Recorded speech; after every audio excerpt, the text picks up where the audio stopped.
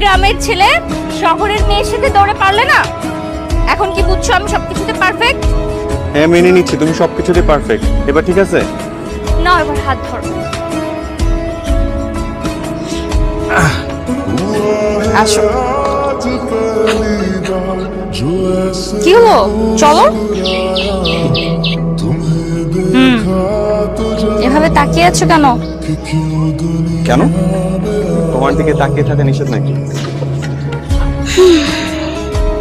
না, তাকাইতেই পারো, কিন্তু বেশি তাকিয়ে থাকলে আমার মায়ের পড়ে যেতে পারে। আসো।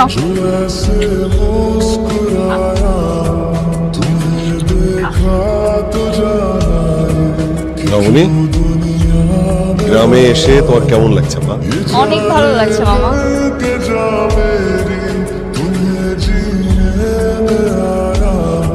আমার তো মনে হচ্ছে আমি এতদিন গ্রামে না এসে অনেক কিছু মিস করছি। আমার আফসোস হচ্ছে। আফসোস তো হবেই, তুমি যদি না আসো আফসোস হবে না? আর এখন থেকে তুই যখনই সময় পাবে তখনই চলে আসবে। অবশ্যই, এটার বলতে আমি যখন সময় সুযোগ করতে পারবো তখনই চলে আসবো।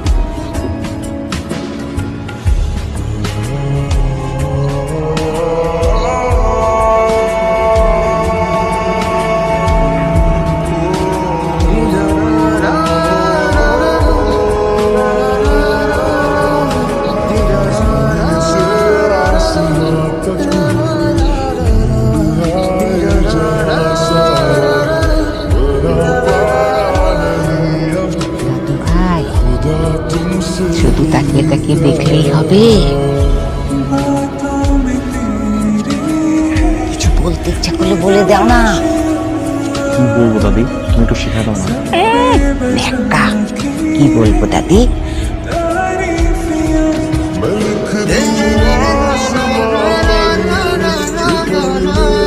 আচ্ছা, আমাদের আশেপাশে 10 গ্রামে এরকম একটা সুন্দর মেয়ে খুঁজে পাবি তুই?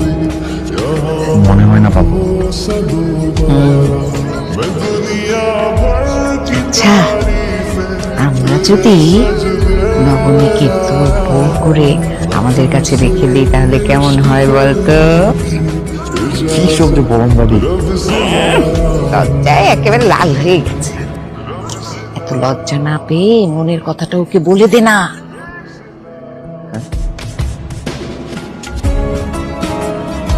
কিন্তু দাদি, নবনী কি রাজি হবে?